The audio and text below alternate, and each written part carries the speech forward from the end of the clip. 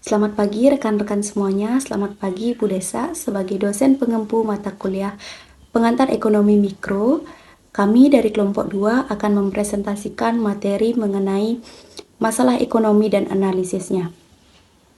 Sebelumnya, izinkan saya memperkenalkan diri. Saya Nikadet Nora Dwi Aryaningsih dengan NIM 3 digit belakang 098 sebagai moderator dan pemateri 4, dan rekan saya Nikomang Trisnaning Pratnyandari dengan NIM 100 sebagai pemateri 2 dan pemateri 3, dan Iluh Cahya Makmuriantari dengan NIM 101 sebagai pemateri 3, dan yang terakhir Ida Ayu Made Widya Maheswari dengan NIM 102 sebagai pemateri 1. Baiklah, langsung saja kita mulai ke pembahasan materi.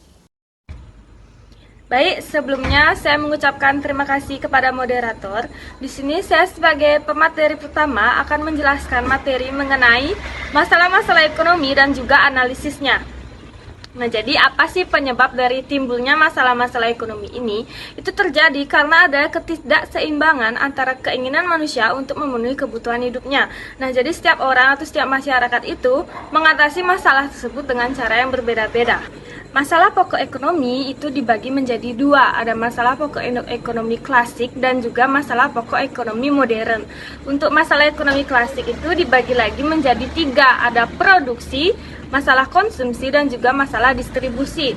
Sedangkan untuk masalah ekonomi modern itu juga dibagi menjadi tiga, yaitu what, how, and for whom. Jadi apa, bagaimana, dan untuk siapa.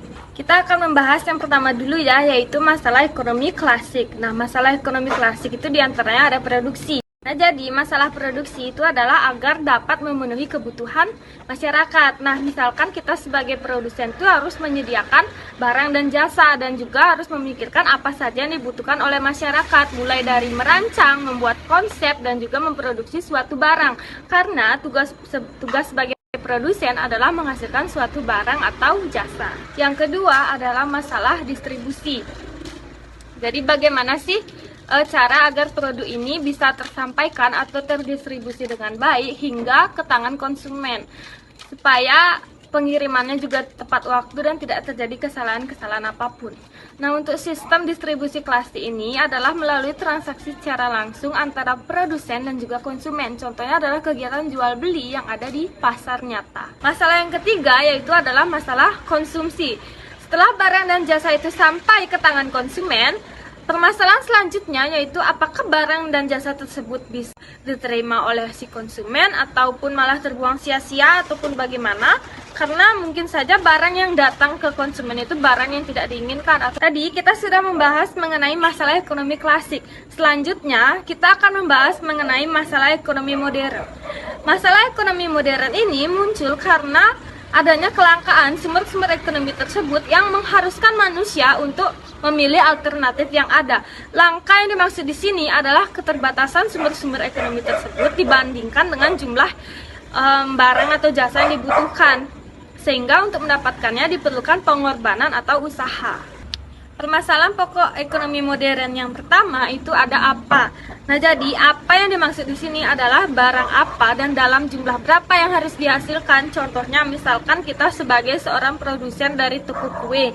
Nah, dalam sehari itu kita maksimal menghasilkan berapa kue sih, dan juga contoh lainnya misalkan kan ada seluas bidang tanah di tepi jalan raya. Nah, kita sebagai produsen itu bisa memanfaatkannya dengan membangun pabrik atau masalah ekonomi modern yang kedua itu ada bagaimana.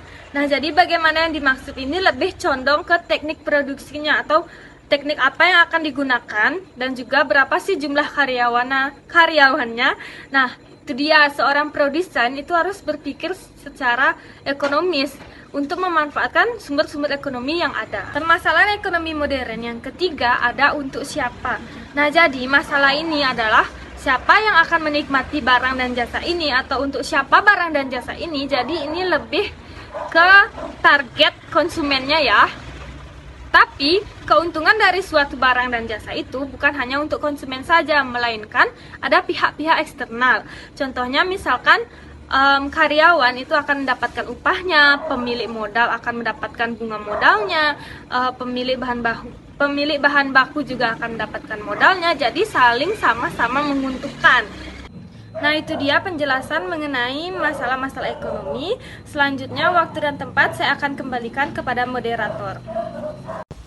Baik, terima kasih atas pemaparan materinya. Selanjutnya dilanjutkan dengan pemateri 2. Terima kasih atas waktu yang telah diberikan kepada saya. Di sini saya akan menjelaskan mengenai konsep batas kemungkinan produksi dan langkah-langkah menentukan batas kemungkinan produksi. Adapun beberapa konsep penting yang terkait dengan batas kemungkinan produksi yaitu: pertama, batas kemungkinan produksi merupakan produksi yang dapat diciptakan oleh masyarakat dalam suatu periode tertentu ketika semua faktor produksi telah digunakan. Kedua, kurva kemungkinan produksi. Kurva ini menggambarkan kombinasi maksimum dari dua barang yang dihasilkan oleh suatu ekonomi dengan menggunakan sumber daya yang tersedia secara efisien. Kurva kemungkinan produksi menggambarkan bahwa jika suatu barang ingin diproduksi lebih banyak, maka produksi barang yang lainnya harus dikurangi. Ketiga, ada keterbatasan sumber daya yang mengacu kepada keterbatasan sumber daya seperti tenaga kerja, modal, dan waktu yang dapat mempengaruhi kemampuan ekonomi untuk mencapai tingkat produksi yang optimal.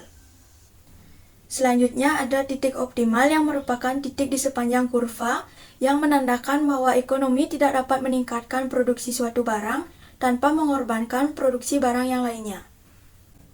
Terakhir ada kemajuan teknologi yang mengacu pada perkembangan teknik produksi, cara produksi, perbaikan peralatan, dan pengelolaan yang lebih baik yang dapat meningkatkan jumlah produksi yang dihasilkan dengan sumber daya yang sama.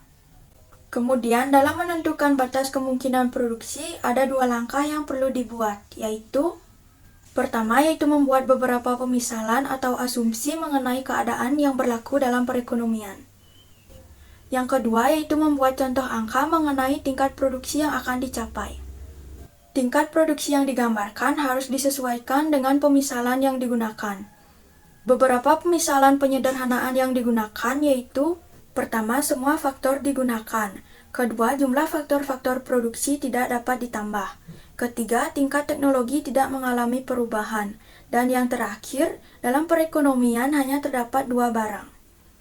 Sekian materi yang dapat saya sampaikan. Waktu dan tempat saya kembalikan kepada moderator. Baik, terima kasih atas pemaparan materinya. Selanjutnya dilanjutkan dengan pemateri 3. Baik, terima kasih moderator atas waktu yang telah diberikan kepada saya. Jadi di sini saya akan menjelaskan mengenai kurva kemungkinan produksi. Nah, pada situasi nyata, sebuah perekonomian sebenarnya mampu memproduksi ribuan barang dan juga jasa. Misalnya, sebuah perekonomian yang hanya memproduksi dua macam barang, yakni komputer dan pakaian. Kita asumsikan bahwa industri komputer dan pakaian bersama-sama menggunakan semua faktor produksi yang tersedia pada tingkat teknologi yang sudah ditentukan.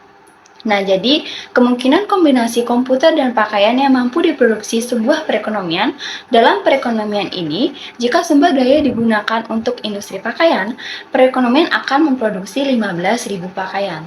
Tetapi tidak ada komputer. Sebaliknya, jika semua sumber daya digunakan untuk teknologi atau industri komputer, perekonomian akan memproduksi 5.000 komputer saja, tetapi tidak ada pakaian.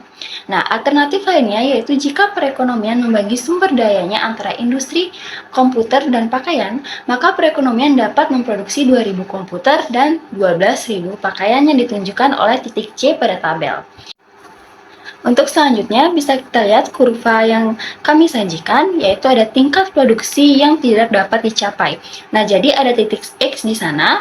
Titik X adalah kombinasi yang tidak mungkin dihasilkan karena perekonomian tidak mempunyai sumber daya yang untuk mencapai tingkat produksi itu. Dengan kata lain, perekonomian dapat memproduksi di semua titik pada dalam kurva kemungkinan produksi tersebut, namun tidak pada titik di luar kurva seperti titik PPC dan juga PPF. Nah, kurva yang digambarkan melalui titik A, B, C, D, E, dan F adalah kurva kemungkinan atau batas kemungkinan produksi. Kurva ini menggambarkan batas produksi yang paling efisien yang dapat diproduksi dalam suatu perekonomian. Suatu hasil dikatakan efisien jika perekonomian dapat menghasilkan kombinasi yang paling optimal dari sumber daya yang ada. Nah, saat perekonomian berproduksi pada suatu titik, misalnya titik D, dan kemudian hendak memproduksi lebih banyak pakaian, maka tidak ada cara lain yaitu memproduksi komputer harus dikurangi. Sementara itu, titik Y menunjukkan suatu hasil yang tidak efisien. Alasannya adalah penggunaan faktor produksi yang tidak dapat mencapai tingkat hasil yang optimal. Jika sumber efisiensi ini dihapuskan, maka perekonomian dapat menaikkan produksinya dengan bergerak ke salah satu titik yang ada di sepanjang PPC. Baiklah, sekian pemaparan materi dari saya. Selanjutnya saya kembalikan kepada moderator. Terima kasih. Baik, terima kasih atas pemaparan materinya. Selanjutnya akan dilanjutkan dengan pemateri 4. Konsep sistem perekonomian.